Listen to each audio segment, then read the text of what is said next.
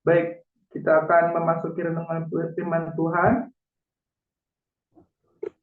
Untuk lektor hari ini ada Ibu Ayu Anggreni ya. Ibu Ayu Anggreni akan membacakan Mazmur 44 ayat 1 sampai 27, kemudian Pak Cecep Utama membacakan Roma 8 ayat 1 sampai 39. Baik, sebelumnya kita akan berdoa terlebih dahulu oleh Pak Yudi Lesmana. Silakan Pak. Ya, terima kasih Pak. Mari Bapak, Ibu, Saudara sekalian, kita akan masuk dalam firman Tuhan, kita akan berdoa. Bapa di surga, dalam nama Tuhan Yesus Kristus, kami bersyukur ya Tuhan untuk pagi hari ini. Kau anugerahkan kami kesehatan ya Tuhan yang baik, dan juga hari yang baru. Terima kasih ya Tuhan, kalau sebentar kami akan masuk dalam firman Tuhan. Mari Tuhan jamah kami, hati kami dengan roh-Mu yang kudus, yang ada di Zoom ini maupun yang di YouTube, maupun yang akan menyiarkan ulang ya Tuhan. Mari kiranya Tuhan berkati kami ya Tuhan, khususnya hamba-Mu ya Tuhan, yang akan menyampaikan kebenaran firman-Mu ya Tuhan. Mari Engkau berbicara ya Tuhan, dan Kau sampaikan ya Tuhan, dan roh-Mu yang kudus memberikan kepada kami ya Tuhan, pemahaman dan pengertian akan kebenaran firman-Mu ya Tuhan. Terima kasih ya Tuhan, kami serahkan firman Tuhan ini ke dalam tangan-Mu, di dalam nama Tuhan Yesus Kristus. Haleluya, amin. Terima kasih Amin. Pak. Terima kasih Pak Yudi Lesmana. Silakan Ibu Ayu Anggreni. Baik Pak Krul, saya akan membacakan Mazmur pasal 44. Untuk pemimpin biduan dari Bani Korah, nyanyian pengajaran. Ya Allah, dengan telinga kami sendiri telah kami dengar. Nenek moyang kami telah menceritakan kepada kami perbuatan yang telah Kau lakukan pada zaman mereka, pada zaman purbakala. Engkau sendiri dengan tangan-Mu telah menghalau bangsa-bangsa, tetapi mereka ini Kau biarkan bertumbuh. Suku-suku bangsa telah Kau celakakan, tetapi mereka ini Kau biarkan berkembang. Sebab bukan dengan pedang mereka menduduki negeri, bukan dengan lengan mereka yang memberikan mereka kemenangan, melainkan tangan kananmu dan lenganmu dan cahaya wajahmu, sebab Engkau berkenan kepada mereka. Engkaulah Rajaku dan Allahku, yang memerintahkan kemenangan bagi Yakub. Dengan Engkaulah kami menanduk para lawan kami. Dengan nama-Mu lah kami menginjak-injak orang-orang yang bangkit menyerang kami. Sebab bukan kepada panahku aku percaya, dan pedangku pun tidak memberi aku kemenangan. Tetapi Engkaulah yang memberi kami kemenangan terhadap para lawan kami, dan orang-orang yang membenci kami Kau beri malu. Karena Allah kami nyanyikan puji-pujian sepanjang hari. Dan bagi nama-Mu, kami mengucapkan syukur selama-lamanya. Namun Engkau telah membuang kami dan membiarkan kami kena umpat. Engkau tidak maju bersama-sama dengan bala tentara kami. Engkau membuat kami mundur daripada lawan kami. Dan orang-orang yang membenci kami mengadakan perampokan. Engkau menyerahkan kami sebagai domba sembelihan dan menyerahkan kami di antara bangsa-bangsa. Engkau menjual umat-Mu dengan cuma-cuma dan tidak mengambil keuntungan apa-apa dari penjualan itu. Engkau membuat kami menjadi cela bagi tetangga-tetangga kami, menjadi olok-olok dan cemooh bagi orang-orang sekeliling kami. Engkau membuat kami menjadi sindiran di antara bangsa-bangsa, menyebabkan suku-suku bangsa menggeleng-geleng kepala. Sepanjang hari aku dihadapkan dengan nodaku, dan malu menyelimuti mukaku. Karena kata-kata orang yang mencela dan menista di hadapan musuh dan pendendam. Semuanya ini telah menimpa kami, tetapi kami tidak melupakan Engkau, dan tidak mengkhianati perjanjian-Mu. Hati kami tidak membangkang, dan langkah kami tidak menyimpang dari jalan-Mu. Walaupun Engkau telah meremukkan kami di tempat serigala, dan menyelimuti kami dengan kekelaman.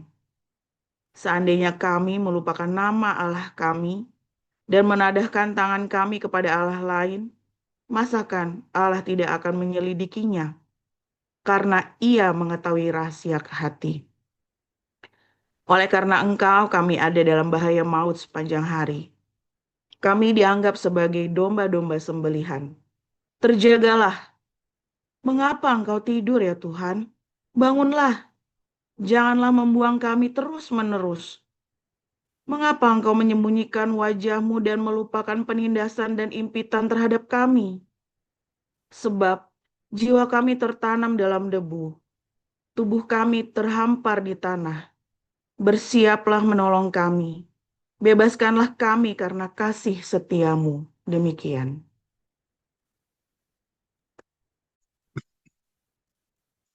Baik, saya lanjutkan. Roma 8. Demikianlah sekarang tidak ada penghukuman bagi mereka yang ada di dalam Roh Kristus Yesus. Roh yang memberi hidup telah memerdekakan kamu dari Kristus, dari hukum dosa dan hukum maut. Sebab apa yang tidak mungkin dilakukan hukum Taurat karena tak berdaya oleh daging telah dilakukan oleh Allah. Dengan jalan mengutus anaknya sendiri dalam daging, yang serupa dengan daging yang telah dikuasai dosa karena dosa.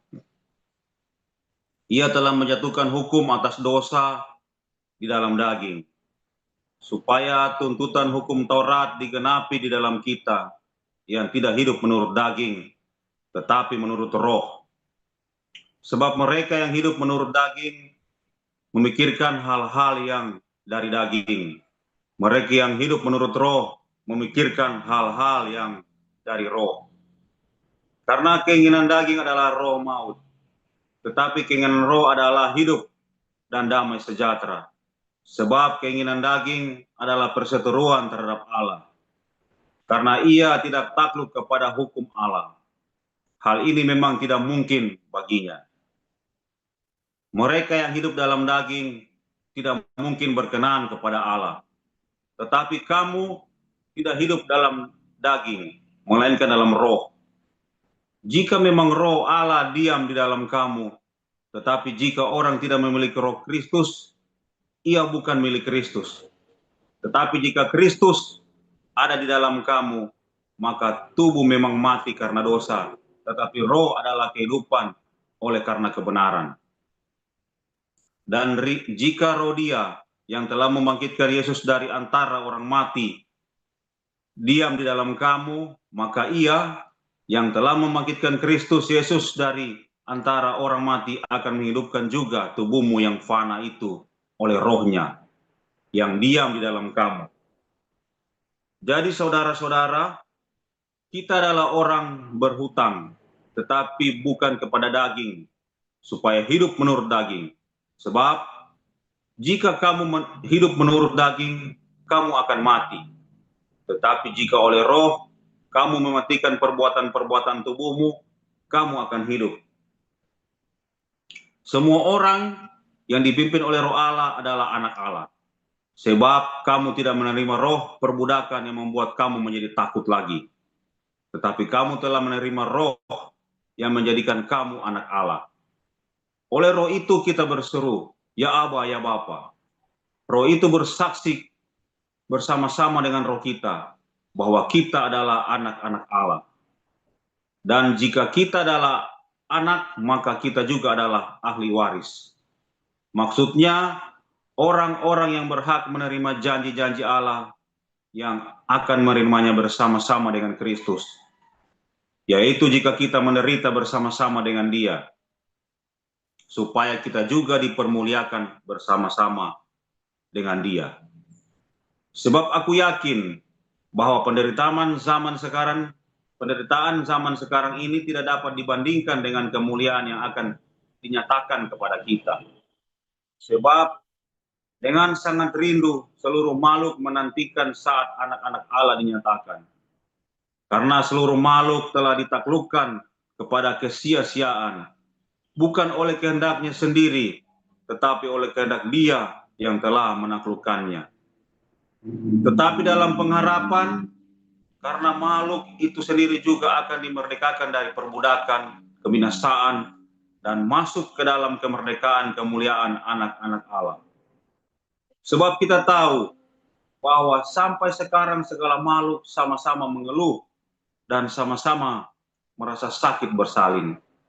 Dan bukan hanya mereka saja, tetapi kita yang telah menerima karunia sulung roh, kita juga mengeluh dalam hati kita sambil menantikan pengangkatan sebagai anak, yaitu pembebasan tubuh kita. Sebab kita diselamatkan dalam pengharapan, tetapi pengharapan yang dilihat bukan pengharapan lagi. Sebab bagaimana orang masih mengharapkan apa yang dilihatnya, tetapi jika kita mengharapkan apa yang kita lihat, kita menantikannya dengan tekun. Demikian juga Roh membantu kita dalam kelemahan kita, sebab kita tidak tahu bagaimana sebenarnya Roh berdoa. Tetapi Roh sendiri berdoa untuk kita kepada Allah dengan keluhan-keluhan yang tidak terucapkan. Dan Allah yang menyelidiki hati nurani mengetahui maksud Roh itu, yaitu bahwa Ia sesuai dengan kehendak Allah berdoa untuk orang-orang kudus. Kita tahu sekarang bahwa Allah turut bekerja dalam segala sesuatu untuk mendatangkan kebaikan bagi mereka yang mengasihi Dia, yaitu bagi mereka yang terpanggil sesuai dengan rencana Allah. Sebab semua orang yang dipilihnya dari semula, mereka juga ditentukannya dari semula untuk menjadi serupa dengan gambarnya, gambaran anaknya, supaya Ia, anaknya itu menjadi yang sulung di antara banyak saudara. Dan mereka yang ditentukannya dari semula, mereka itu juga dipanggilnya. Dan mereka yang dipanggilnya, mereka itu juga dibenarkannya.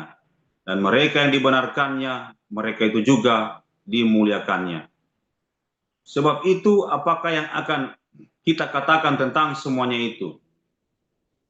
Jika Allah di pihak kita, siapakah yang akan menjadi lawan kita? Ia yang tidak menyayangkan anaknya sendiri, tetapi yang menyerahkannya bagi kita semua. Bagaimanakah mungkin Ia tidak mengaruniakan segala sesuatu kepada kita bersama-sama dengan Dia? Siapakah yang akan menggugat orang-orang pilihan Allah? Allah yang membenarkan mereka. Siapakah yang akan menghukum mereka? Kristus Yesus yang telah mati, bahkan lebih lagi, yang telah bangkit, yang juga duduk di sebelah kanan Allah, yang malah menjadi pembela bagi kita. Siapakah yang akan memisahkan kita dari kasih Kristus? Penindasan, atau kesesakan, atau penganiayaan, atau kelaparan, atau ketelanjangan, atau bahaya, atau pedang. Seperti ada tertulis, oleh karena Engkau kami ada dalam bahaya maut sepanjang hari. Kami telah dianggap sebagai domba-domba sembelihan. Tetapi dalam semuanya itu, kita lebih daripada orang-orang yang menang, oleh Dia yang telah mengasihi kita.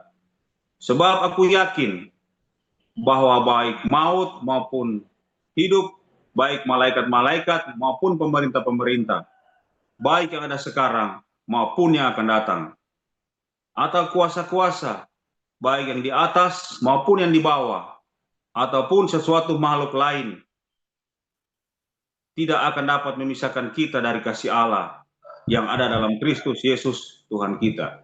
Demikian, teman-teman. Ya, terima kasih para lektor yang sudah membacakan, Ibu Ayu dan Pak Cecep Utama. Kita akan memasuki mendengarkan firman Tuhan yang akan dibawakan oleh gembala kita, Pastor Joseph Paujang, dengan judul Rahasia Kemenangan Sejati. Silakan, Pastor. Haleluya, firman Tuhan selalu baru setiap hari ketika kita menanti-nantikan Tuhan dengan penuh cinta, dengan pengharapan yang teguh di dalam Tuhan Yesus. Bahkan kita selalu berkemenangan tiap hari. Berkemenangan tiap hari itu sesuatu yang menjanjikan, sesuatu yang rasanya kita inginkan, ya, hidup berkemenangan. Apa tuh hidup berkemenangan, saudara? Pergumulan kita melawan utang piutang, menang, selesai, ya, nyekolahkan anak, selesai tuntas, sampai anak bisa dapat kerjaan yang baik, ya. Ketika kita ada masalah rumah tangga, tiba-tiba diberikan ketenangan, damai sejahtera, ya, saudara, ya. Terus apalagi, saudara, ketika kita dalam pergumulan hidup apa saja, lalu kita menang. Ya, menang itu artinya sesuai dengan harapan kita, memuaskan, bahkan lebih dari itu. Jadi kita pengen menang, semua pengen menang, tapi seringkali kita malah kalah ya, kalah akhirnya malah cerai. Masalah rumah tangga nggak kelar-kelar, akhirnya kita cerai. Masalah anak, tiba-tiba anak itu akhirnya hilang.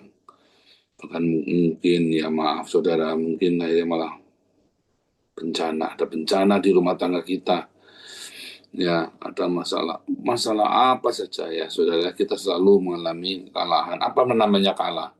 Sebetulnya bukan ketika sakit lalu Anda meninggal atau Anda kemudian tidak sesuai dengan jawaban Anda, bukan itu namanya kalah. Kalah itu kalau Anda merespon dengan salah. Itu dengan marah-marah, dengan jengkel. Karena satu respon yang salah akan mengakibatkan dosa yang lain kalau terus direspon dengan salah akan mengakibatkan yaitu tadi terus-menerus begitu lingkaran setan.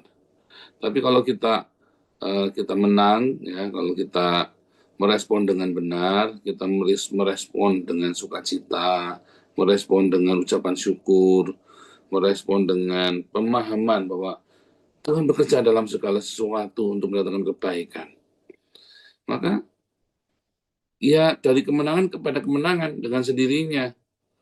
Ya ajaib ya, itu memang. Jadi Anda jangan fokus dengan ingin menang. Anda jangan fokus dengan hasilnya. Ya itulah. Kekristenan itu kan sebuah jalan hidup, bukan agama. Bukan sesuatu yang kamu pergi ke dalam gua, ujuk-ujuk keluar kamu jadi nabi. Kamu masuk ke dalam gua, ketemu lampu ajaib, terus keluar jin, tiba-tiba keluar kamu jadi orang sukses. Kekristenan itu nggak seperti itu, saudara ya. Kekristenan itu adalah sebuah proses. Sangkal diri pikul salib setiap hari. Nah ini dia, saudara. Kemarin kita baru belajar ya, sangkal diri pikul salib setiap hari. Orang yang melakukan sangkal diri pikul salib setiap hari, saudara. Ya, kan Anda kan pengennya Markus 11 ayat 24, doa, minta apa saja pasti dikabulkan. Anda jangan fokus dengan minta apa-apa pasti dikabulkannya. Anda fokusnya dengan sangkal diri pikul salib setiap hari. Maka Anda berdoa, Anda ngerti, doamu itu pasti berkenan sama Tuhan dan Tuhan akan mengabulkannya.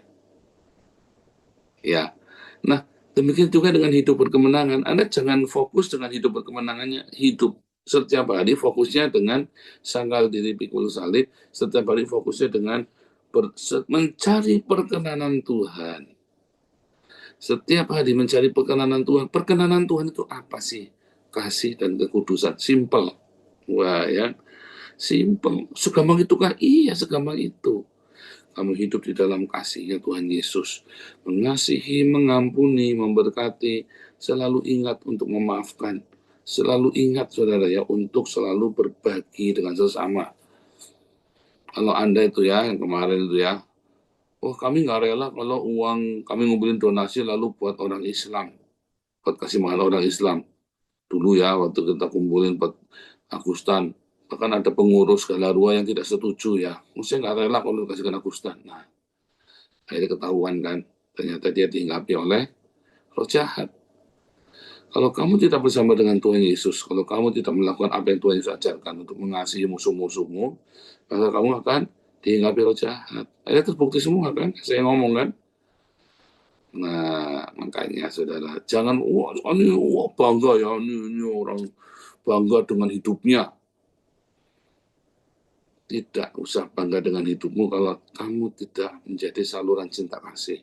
Kamu mau jujur, kamu mau orang hebat, orang penting, orang apalah pemberani, nah nggak ada gunanya kalau kamu tidak punya kasih. 1 Korintus 13 ya, kamu boleh hebat ini hebat itu, tapi kalau kamu tidak punya kasih, kamu sama seperti gong yang berkumandang dan canang yang bergemerincing, kosong melompong. Tetapi kalau kamu belajar mendapat perkenanan Tuhan dengan selalu punya cinta di hatimu, dimulai dari apa saudara? Diakonia. Kemudian selalu memaafkan. Itu 2 hal itu saudara. Dimulai dari itu yang lain-lain menyusul. Tapi 2 hal itu penting.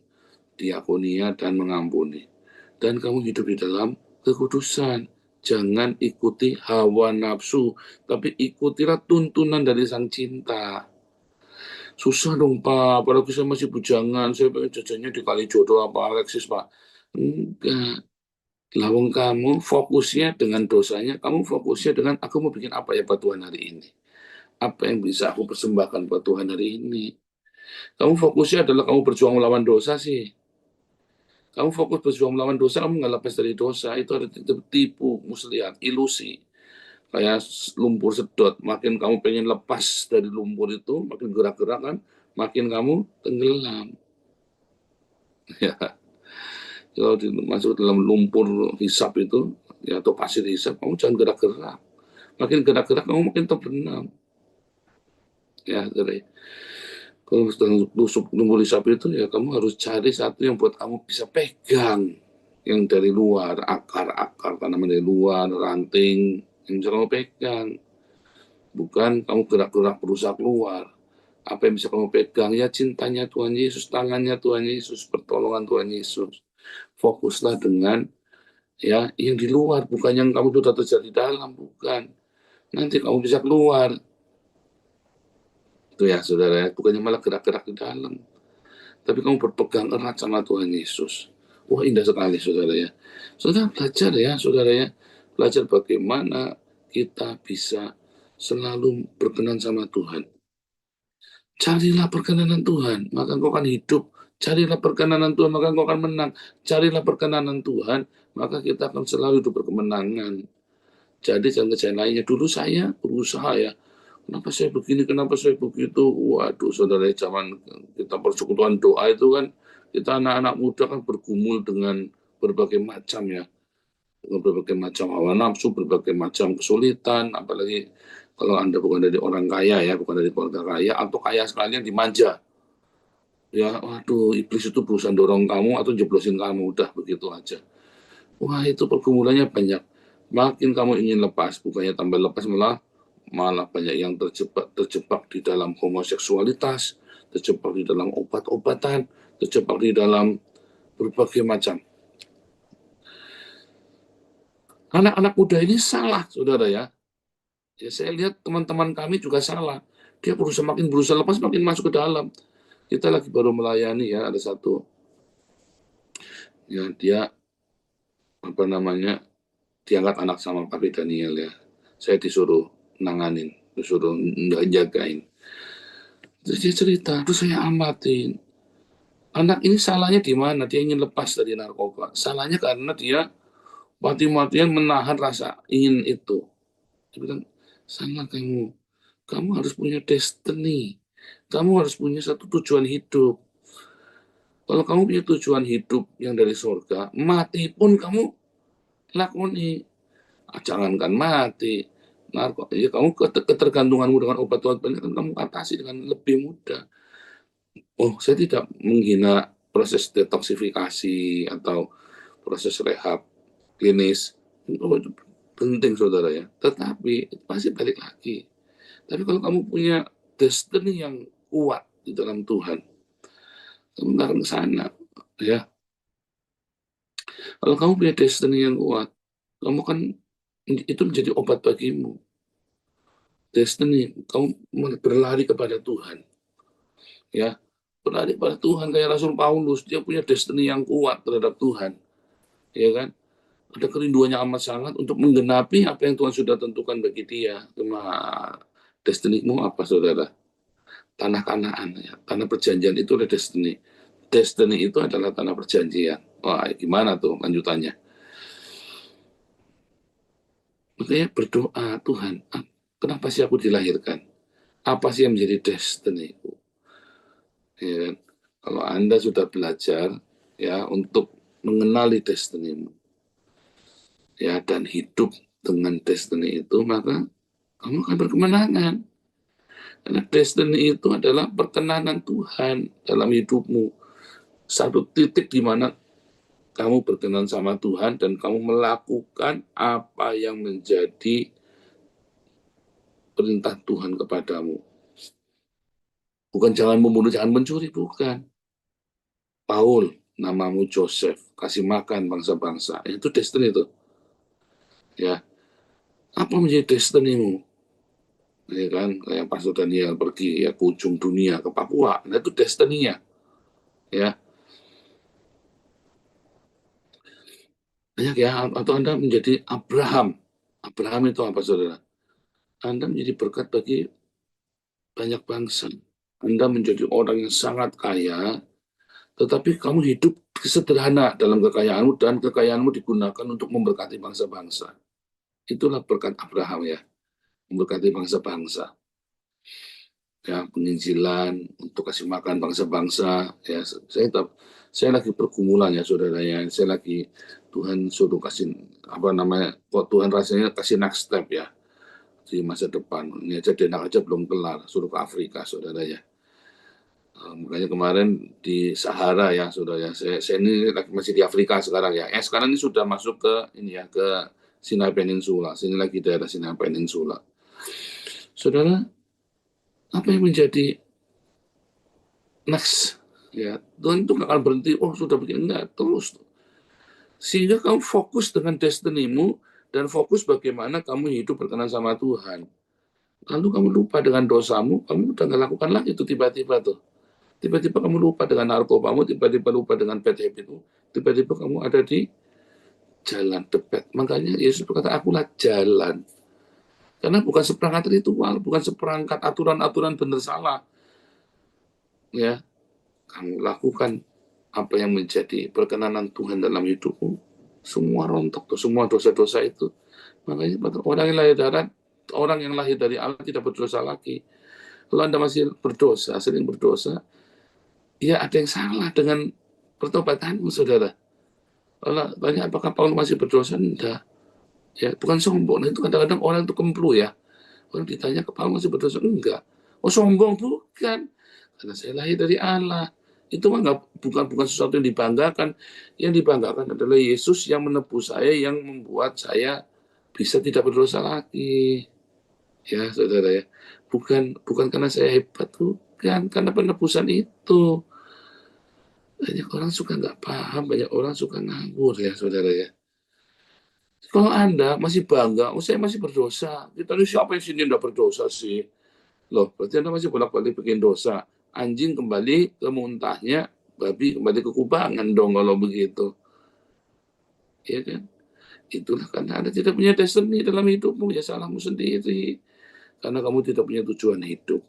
Karena kamu tidak punya keinginan untuk berkenan pada Tuhan. Keinginanmu adalah untuk langsung ujuk-ujuk hasilnya menang. Kalah malah. Makin kamu ingin lepas dari tumpul hisab, makin kamu terhisap dalam. Makin kamu ingin keluar dari semak belukar, makin kamu makin tersesat di dalamnya. Tapi ketika kamu cari cahaya, ya kan? Kalau kamu dalam hutan, jangan kamu panik pengen keluar. Kamu cari cahaya. Ya, ikutin cahaya itu, pasti kamu keluar. Ya, saudara ya. Kalau kamu di lumpur hisab, cari sesuatu yang dipegang, yaitu Yesus Kristus. Bukannya kamu meronta-ronta. Di dalam badai, kamu jangan terjejeritan pengen lepas dari badai. Rasakan Tuhan ada bersama denganmu. Dan bagaimana Tuhan membiarkan kamu tinggal di badai, bahwa badai itu yang menuntun hidupmu ke destinimu, saudara. Ya, respon-respon yang benar untuk tetap mengasihi, mengampuni, memberkati, dan terutama supaya kamu tetap di dalam destiny itu hidup dalam kekudusan dan sederhana, bersahaja. Jangan minder, jangan malu. Ya, haleluya. Siapa yang ingin menang, jangan fokus dengan menangnya, fokuslah dengan prosesnya, mencari perkenanan Tuhan dan menggenapi destiny yang Tuhan berikan buatmu. Tuhan Yesus memberkati.